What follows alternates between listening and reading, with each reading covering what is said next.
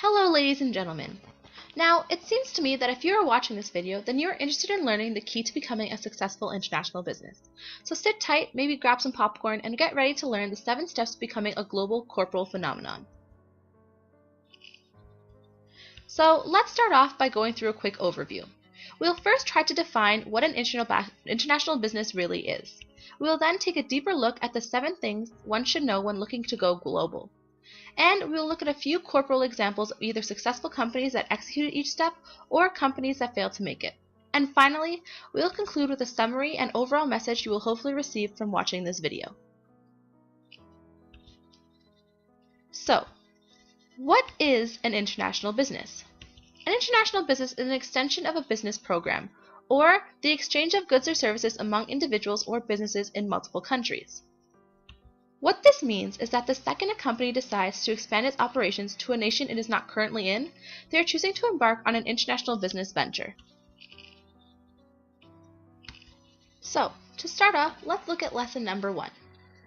As a company, you should have a clear and explicit competitive advantage that is valued by consumers and be properly protected in the market you are currently in.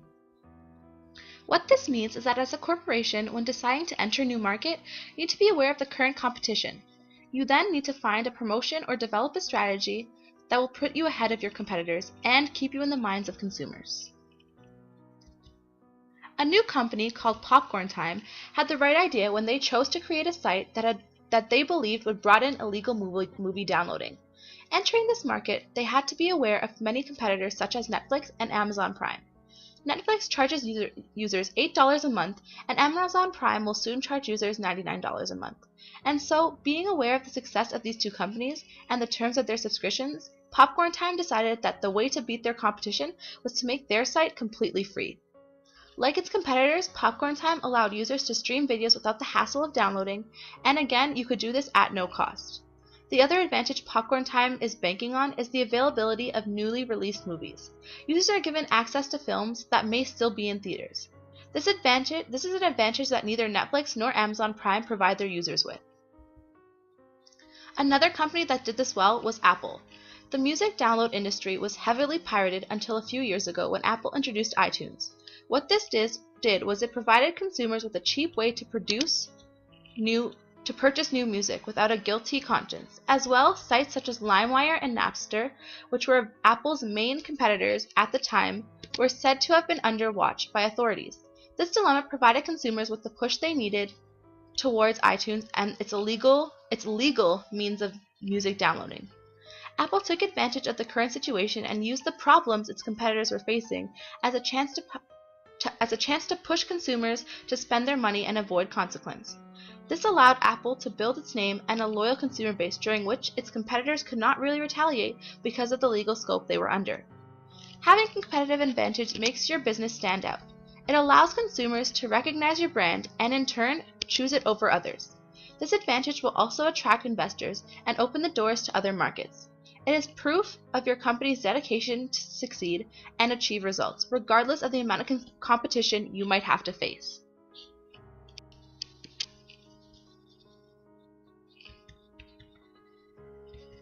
Lesson number 2. Have a thorough understanding and cultural awareness of the consumers in the market you are currently entering, and invest in the appropriate in-market representation. What this means is that before entering any market, companies should be knowledgeable of the culture and beliefs of the nations they are entering, in order to avoid any detrimental faux pas that may hurt their company image and evidently their profits. One example of a company that does this well is McDonald's. This corporation plans every aspect of their global strategy to a T. One of the most important things for them when looking into expansion is the culture of the nation they are expanding into. In the 1970s and 1980s, the company rode the globalization trend by transferring the American way of life to many countries around the world. At the same time, it adapted to the social context of each country by franchising to local entrepreneurs. The McDonald's locations worldwide are not like your average franchise. The company alters their menu to fit the country they are located in. For example, McDonald's in Egypt has a McArabia grilled kufta, and their locations in India do not serve meat but rather have a McVeggie to please the large Hindu population that cannot eat meat. A corporation that struggled to do this was Walmart in their failed attempt to expand into Germany. When entering this market, it was clear that Walmart did not do its homework and really look into the German culture. Instead, they approached this expansion as though they were opening another location in the US or Canada. See, Walmart stores are designed for customers who are willing to spend a lot of time shopping, but in Germany, the shopping hours are shorter. What this meant was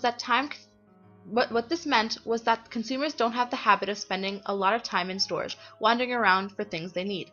Coupled with the fact that German consumers are independent and do not like to be assisted by Walmart's friendly store assistants. As well, Walmart got its store's merchandising wrong. Germans like to see the advertised discount products up front, without having to ask the store assistant. This implies that the discount products must be placed at the eye level. Instead, Walmart chose to use its US-style merchandise display strategy, where premium-priced products were kept at eye level and discounted products were kept on higher or lower shelves. This irritated German shoppers. This lack of understanding and effort ruined Walmart's chances in this market. Cross-border, cross-cultural business is a challenge even for the biggest companies. Companies have to be sensitive to the local culture and tailor their offerings to local markets. To localize their offerings, companies must carry out cultural assessments before acquisitions and maintain an ongoing cultural assessment of its foreign operations. This will help companies measure the effectiveness of its localization efforts and make adequate changes in local strategies and tactics.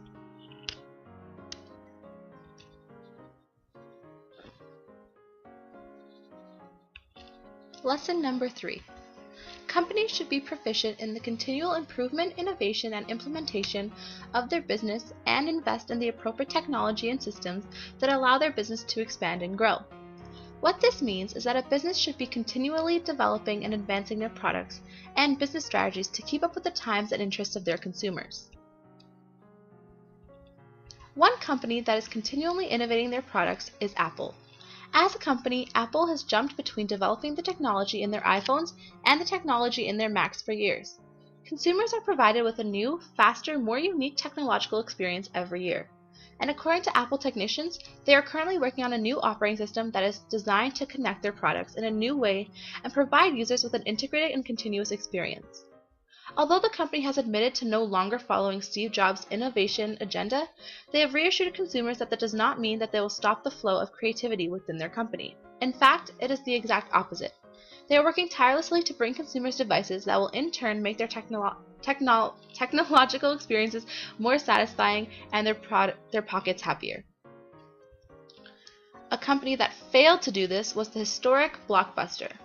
As a company, they believed that taking risks and innovating was not in their best interests, and when competitors like Netflix made themselves known, Blockbuster's retaliation was to transform their stores into mini children's supermarkets, with a truckload of impulse buys. When they should have been looking into moving their business online. Because of this, Blockbuster was unable to keep up with its competitors. As well, they had to focus on such things such as real estate commitments, which severely infringed on their spending capabilities. This resistance to embrace the new era of internet and social media forced Blockbuster into a corner in which the only answer was to close down. One of the most disappointing ventures Blockbuster had chosen to walk away from was the opportunity they were provided with to invest in Netflix. If the company had taken that risk, they might not have been such a huge joke like the one they are today. Lesson 4. Companies should care about more than just the bottom line. They should address corporate social responsibilities and make them a priority in the development and expansion of their business. In other words, a company must get involved in the community they're located in, creating a diverse workplace, ensuring their employees are being treated ethically and responsibly, and being environmentally conscious. One company that has been successful in every aspect of CSRs is Starbucks. As a company, they address every aspect of social responsibility and strive to maintain the equity and ethics that come with that. They are largely involved in their communities with the presence of their foundation as well as their employee community service. Their dedication to finding ways to minimize their current environmental footprint, and their commitment to purchasing and selling the highest quality, responsibly grown, ethically traded coffees are just a few of the many steps they are taking to positively impact society. According to their VP of Global Responsibility, the Starbucks approach forms a cycle. They set aspirational goals, find collaborators who can share their expertise and amplify their efforts, create innovative solutions, and use what they have learned to inform their next steps.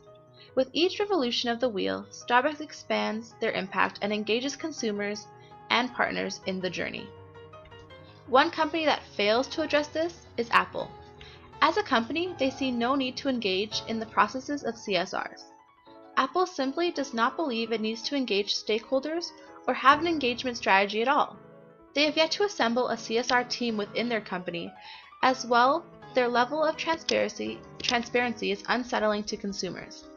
They do not release sustainability reports, and until recently they refused to disclose the names of their suppliers. Finally, as a company, Apple is all about maximizing profits, meaning they will only address environmental and social issues as long as they do not make a significant impact on the company's income. This serious lack of effort and time spent improving society is a clear deterrent for consumers and stakeholders. The disregard for anything that may infringe on their profit is part of the reason Apple's market shares have been slowly plummeting.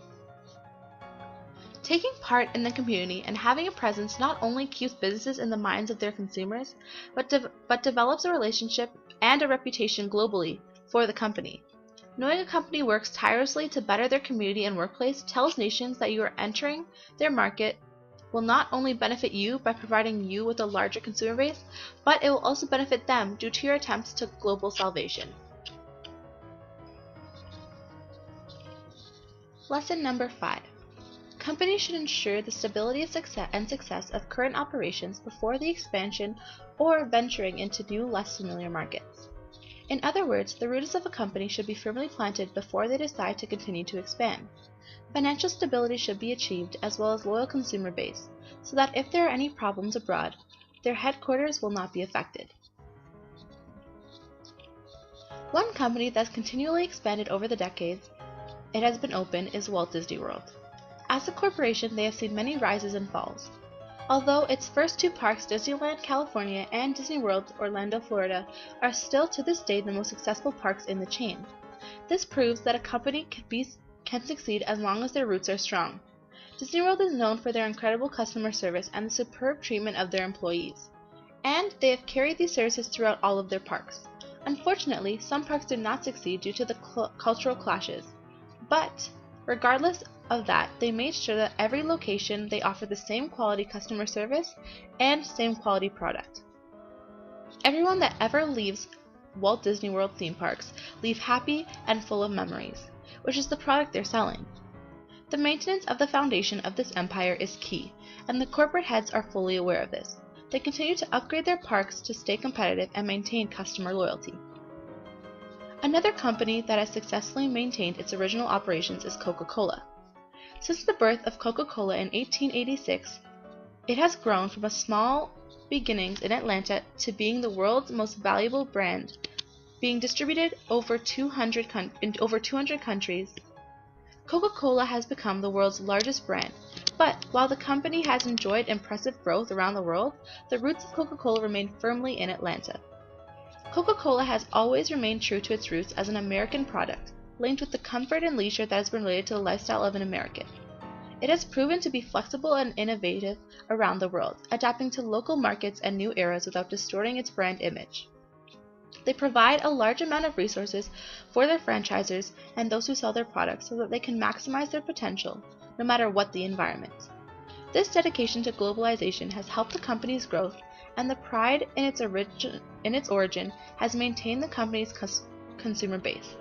As a company, they are continually relating their product to past and current events, but never forget to mention their heritage and use it as a means of promotion, whether it be for anniversaries or just as a plain reminder.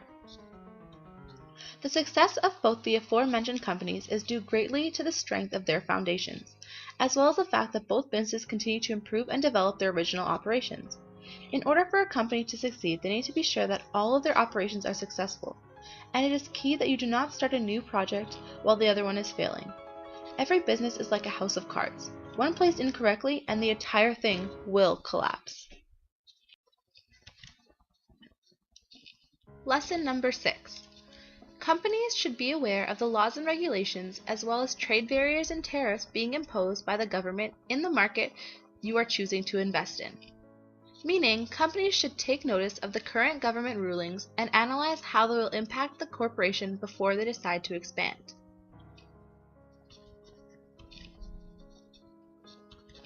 Target is the perfect example of a business that's expansion had not gone according to plan. Target is a well-known superstore popular in the US for its low discounted prices and its extensive inventory.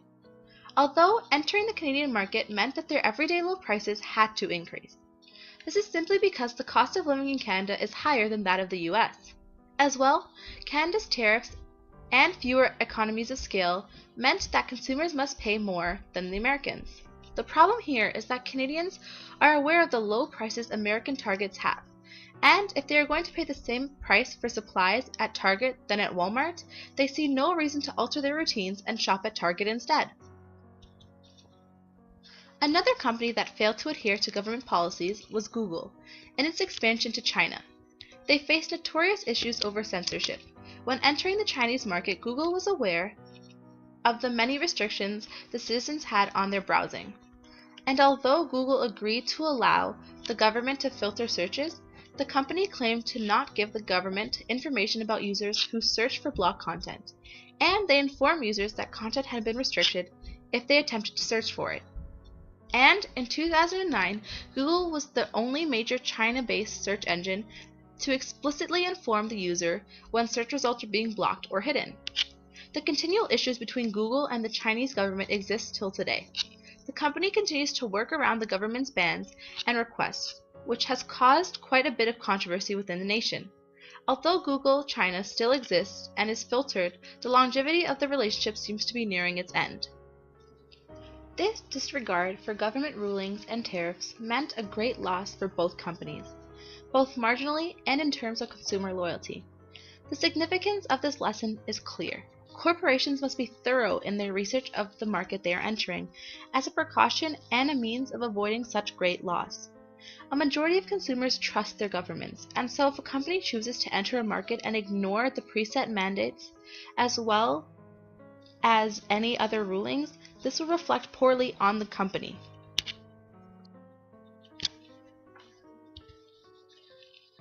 Lesson number 7. A business should be ISO certified, or trying to achieve certification, in an attempt to widen market potential and in turn reassure consumers of your dedication and seriousness. Microsoft is one company that has gone through the process of not only achieving ISO certification, but Safe Harbor certification and FISMA certification. All of these enhance the company's credibility, not only to consumers, but potential investors. As well, the knowledge of this will make nations more susceptible to expansion.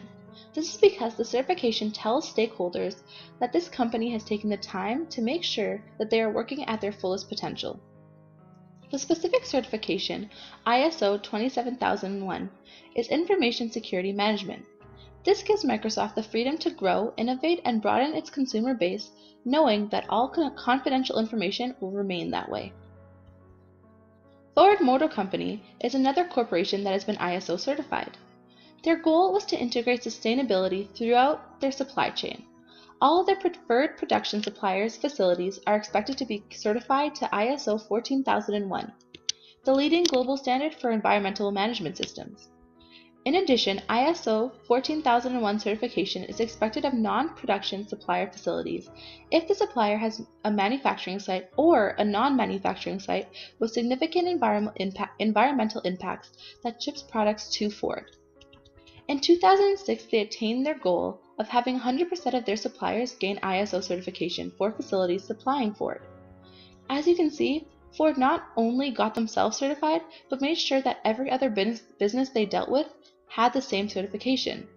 This again instills trust within consumers and opens doors to new markets because they are basically saying that they are managing their operations in an environmentally friendly manner, and therefore no harm will come to your nation's ecosystem if Ford is to expand there. A company's certification proves a lot to consumers and stakeholders. It shows that they are serious about their business and want to work as efficiently and safely as possible. This also proves that they are aiming for a higher level of consumer satisfaction, which is an enticing offer in any country. In conclusion, to be successful in an international market, one should remember these things.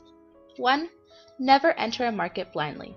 Always make sure you are aware of the government restrictions on businesses and the cultural difference of each nation. 2. Get certified.